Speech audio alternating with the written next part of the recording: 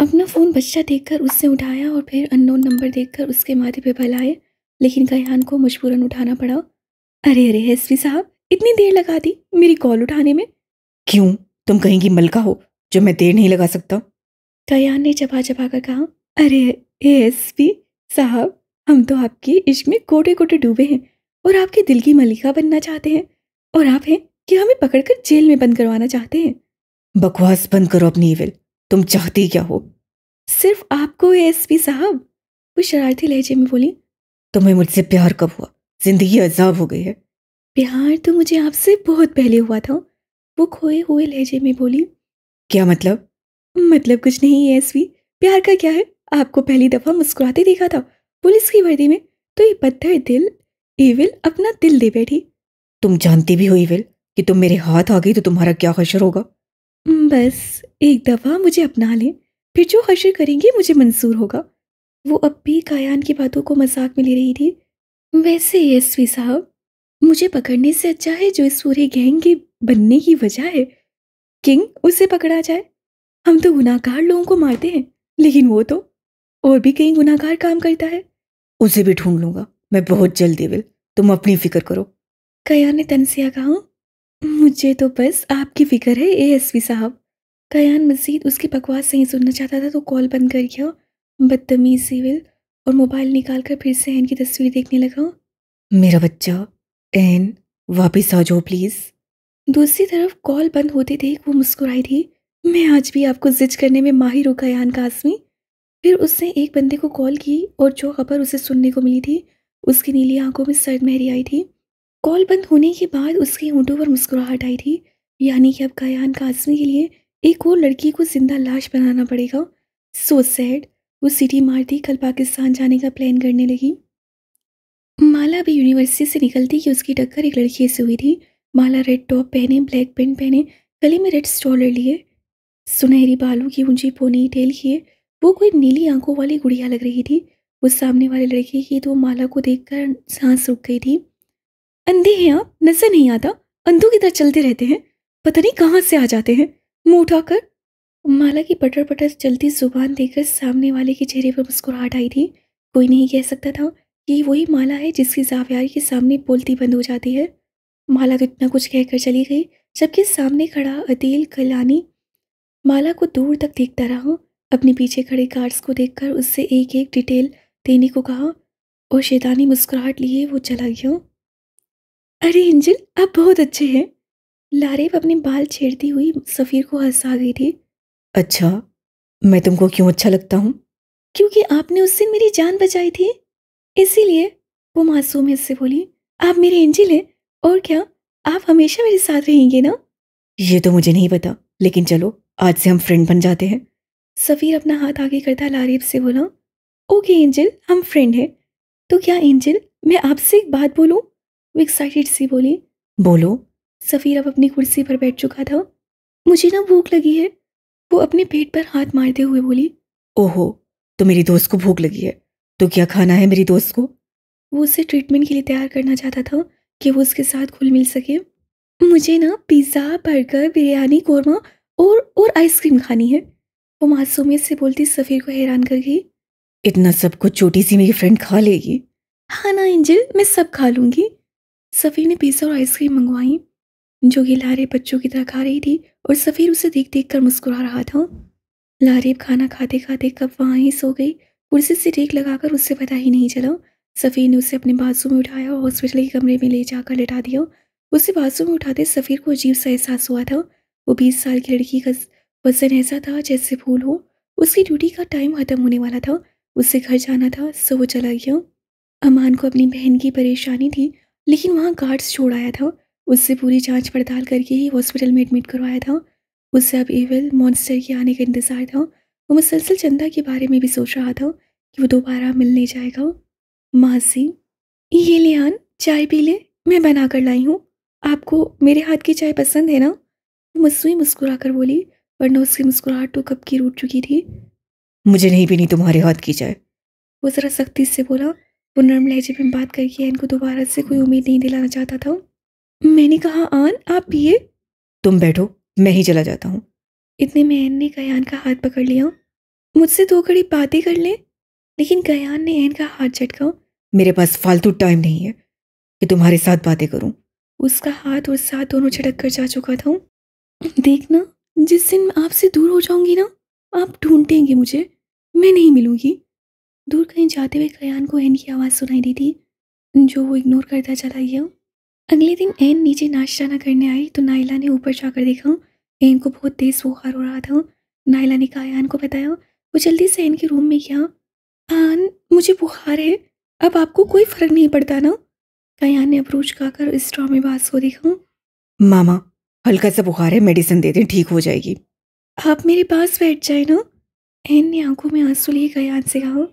N को देख Naila को दुख हो रहा था। एन की ऐसी हालत देखकर कैसे वो हंसी मुस्कुराती जिंदगी से भरपूर लड़की क्या रोक लगा बैठी थी। अब तो ये घर सूना सूना हो गया था। कयान पता नहीं ना चाहते हुए वहां बैठ गया था। नाइला को नाश्ता लाने को कहा तो नाइला चली गई। एन ने अपना सर उठाकर कयान की गोद में रख दिया और आंखें मूंद के कयान की नजरें उसके मासूम चेहरे पे पड़ गई थीं। ना जाने क्यों कयान का दिल भी जोरों से धड़का था।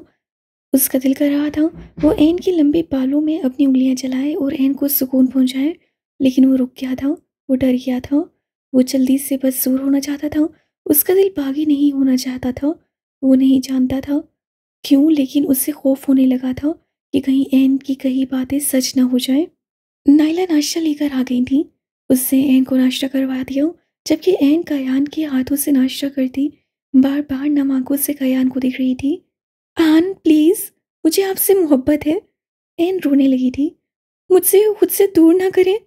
कयान का उसे देखकर दिल बेचैन होने लगा था। मैं तुमसे वैसी मोहब्बत नहीं कर सकूंगा एन। वो सख्ती से बोला। आन, मैं कह रही हूँ, आप सिर्फ मेरे हैं। मैं आपको किसी और का होना नहीं दूंगी। वो उसकी आंखों में आंखें डाले कहने लगी। तुम्हारी ये गलत फहमी मैं जल्द दूर कर दूंगा, किरण से शादी करके। वो कहकर चला गया और एन वहाँ ही बैठे रोने लगी। उससे इरादा कर लिया था कि अगर कयान किरण से शादी करेगा तो वो उस घर को छोड़कर चली जाएगी। वो अपनी आन को किसी और के साथ नहीं देख सकेगी। नहीं, मैं वो नहीं रहूंगी यहाँ। नहीं आन, आपके सामने बार बार अपनी मोहब्बत की तस्दील नहीं करूंगी। वो ये कहते फिर से रो पड़ी थी। मोहब्बत में कहाँ हिम्मत होती है कि वो अपने महबूब को किसी और का होता देख बर्दाश्त करे। एन के अंदर ही अंदर तूफान उठने लगे थे। शादी में 2 दिन रह गए थे। वो क्या करे, कैसे करेगी, उसे समझ नहीं आ रहा था। 2 दिन कैसे गुजरे पता ही नहीं चला। और अब कयान से बात नहीं कर रही थी, खामोश हो गई थी। तैयारियां मुकम्मल थीं और आज कयान ने किसी और का हो जाना था। किरण भी बहुत खुश थी कि उसकी शादी कयान से हो रही है। वो भी प्यार करती थी, लेकिन इतना नहीं।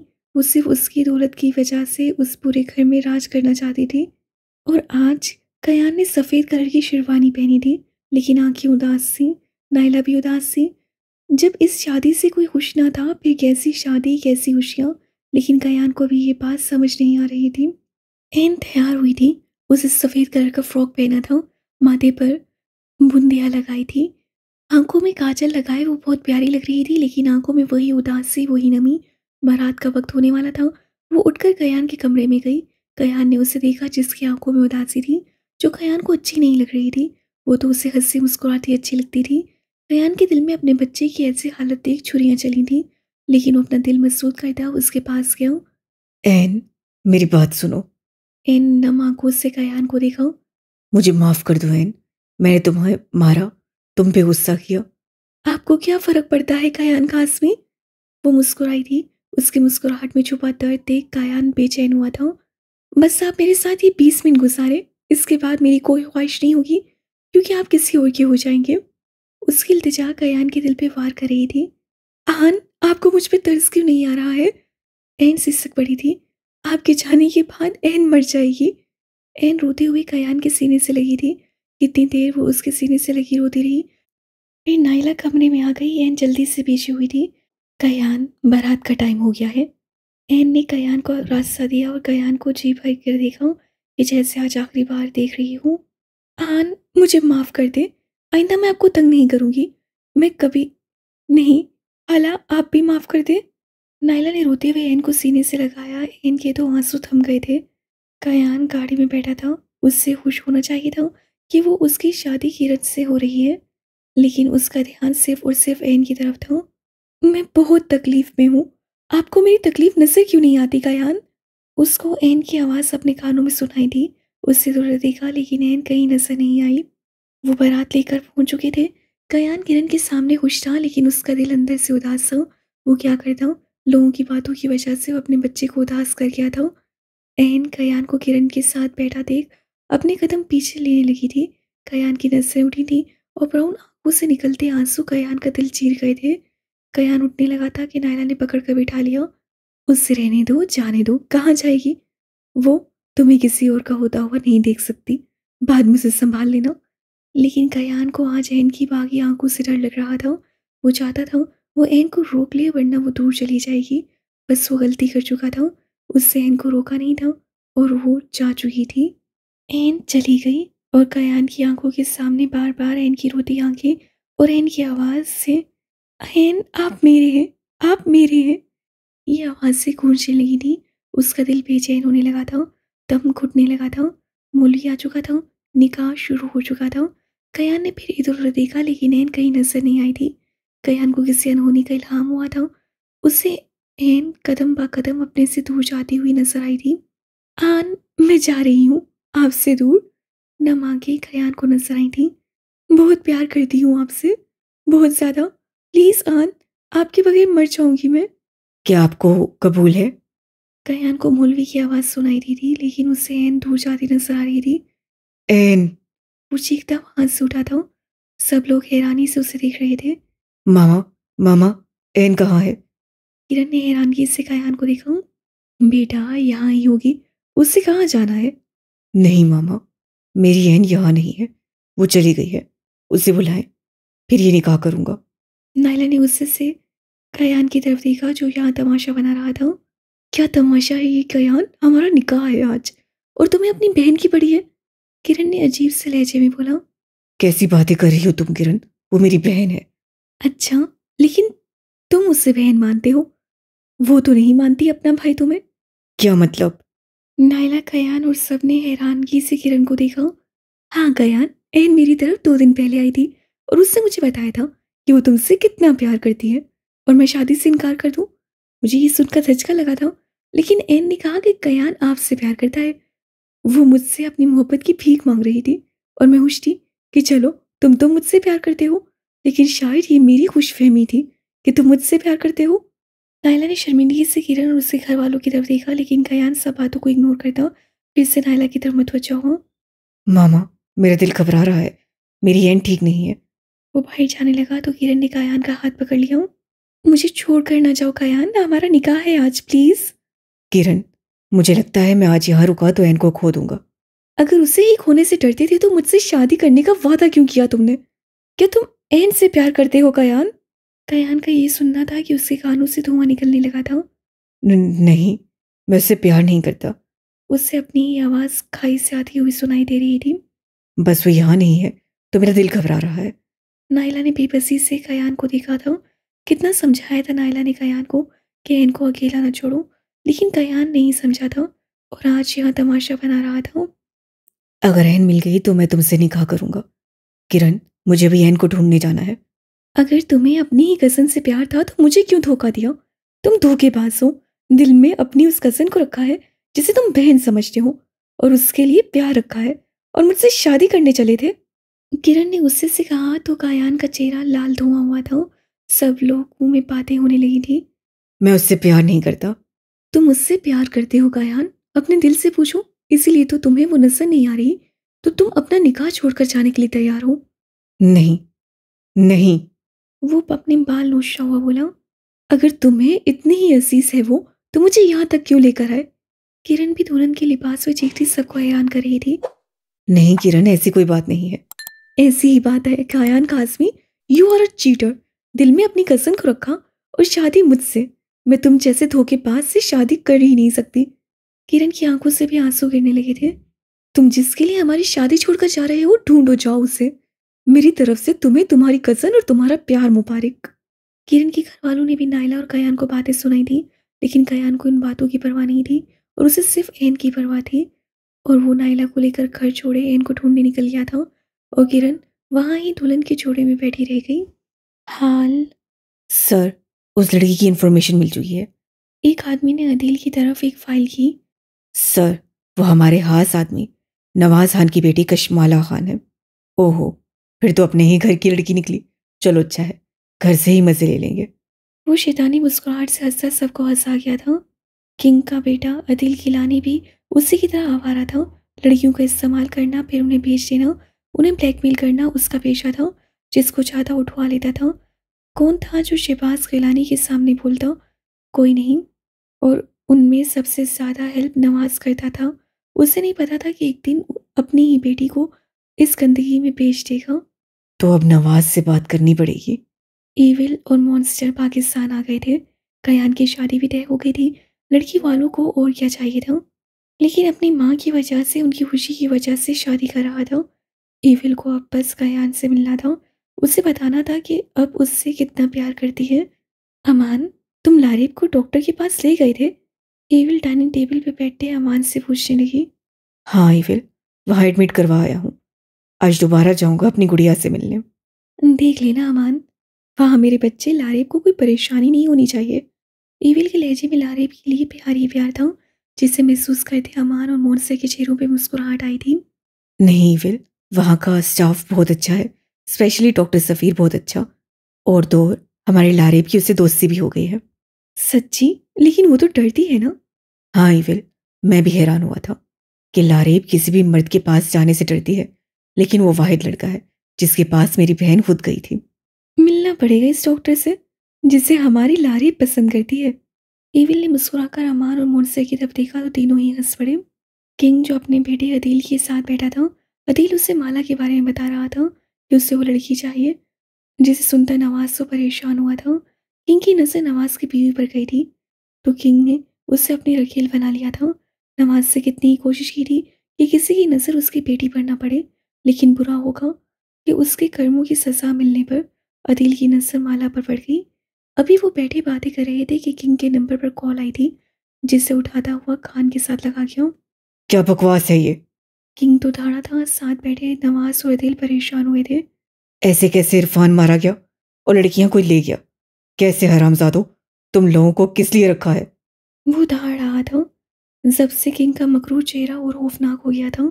कॉल बंद होने की देर थी कि उसके पास से एक डब्बा आया, जो उसने एक आदमी उठा कर ला रहे थे। क्या है इसमें? सर, पता नहीं, कोई बाहर छोड़ गया था। खोलो इसे। डब्बा खोलने पर किंग ने गुस्से से आंखें बंद की थी और नवाज और दिल के गले खुश्क हुए थे।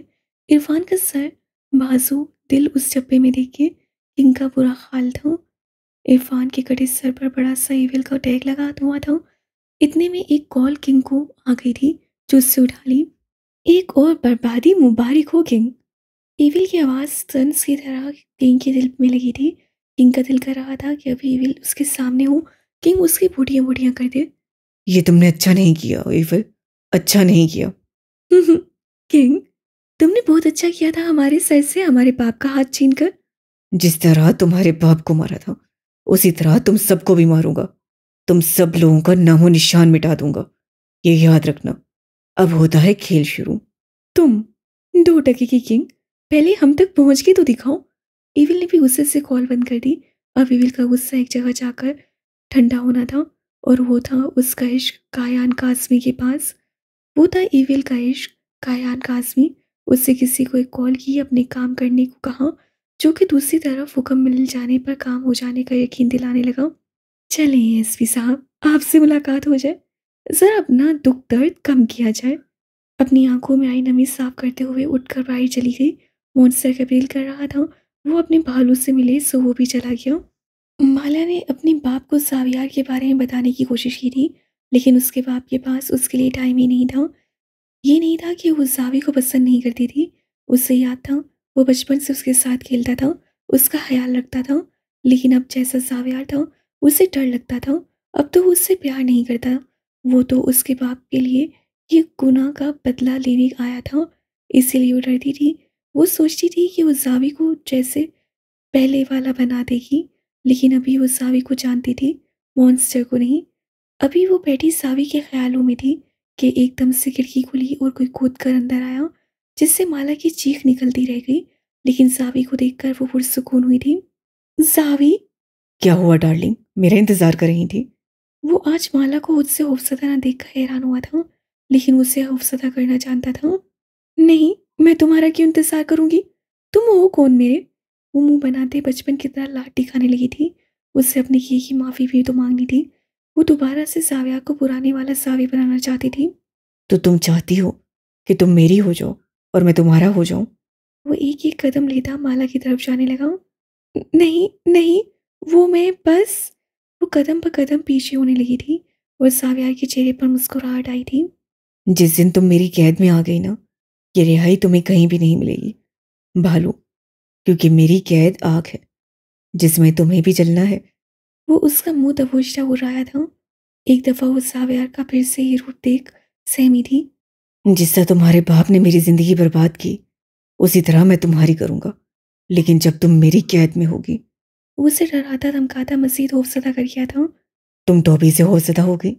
अभी तो तुम्हें कुछ कहा ही नहीं। वो उसका सर्द पड़ता रंग देख मुस्कुरा कर कहने लगा, लेकिन दिल था कि उसकी थोड़ी का गम देखते कोई गुस्सा ही करने पर मजबूर कर रहा था। इससे पहले अगर कोई गुस्सा ही करता, उसे छोड़ता हुआ वो एक आखिरी नज़र उस पर डालकर जा चुका था और माला उसकी बातों से सहमी वहाँ ही बैठी थी। कयान एन की तस्वीर पकड़े बेड पर ही सो गया था और एविल उसके कमरे में पहुंच चुकी थी। न जाने आज कयान को एक पुलिस वाले को क्या हो गया था जो गहरी नींद में सो गया था। एविल भी जी भर के कयान का वजीह चेहरा देख रही थी और अपने मखसूस लिबास में थी। बस उसकी नीली आंखें नजर आ रही थीं, जिनमें दुश्मन के लिए मौत थी और इस वक्त कयान के लिए जज्बों का समंदर था। वो यकटक कितनी ही देर कयान को देखती रही, फिर उसे तंग करने का सोचा। दिल कर रहा था उसके बालों को छेड़े। हल्की हल्की सी नमी उसकी आंखों में आने लगी थी, लेकिन फिर उठी और कयान के हाथ पांव बांध दिए थे और कयान के जिस्म में कोई हरकत नहीं हो रही थी, क्योंकि एविल ने उसे बेहोश कर दिया था।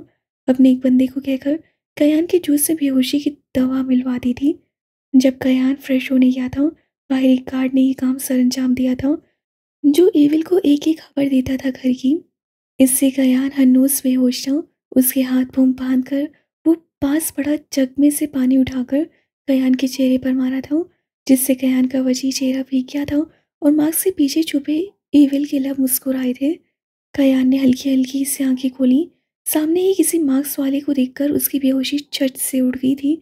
उससे हिलना चाहा, लेकिन एविल अपना काम कर चुकी थी और अब वो पुरसुकून से उसके पास आकर बैठ गई। लेकिन कयान तो अपने हाथ पांव बंधे देख हैरान हुआ था, जो कि काफ़ी मजबूती से बंधे गए थे। इतना कुछ हो गया उसे होश ही नहीं आया। अरे अरे, एसपी साहब, ये मत सोचो कि तुम्हें होश क्यों नहीं आया। ये एविल के काम है जो किसी को समझ नहीं आते। कयान एविल की आवाज़ सुनता खुद को छुड़वाने की नाकाम कोशिश करने लगा। प्यारे एसपी साहब, ये एविल ने बांधा है आपको, और ये जब तक मैं नहीं चाहूंगी ये नहीं खुलेगा। इसे आराम करें, इसे खोलने की कोशिश मत करें। तुम्हारी हिम्मत कैसे हुई मेरे कमरे में आकर मेरे साथ ये करने की? अस्तगफिरुल्लाह एसपी, मैंने कौन सी आपकी इज्जत लूट ली जो आप ऐसा कह रहे हैं? कयान ने सबसे लब मीचे थे। क्या करने आई हो यहाँ? मुझे क्यों बांधा है?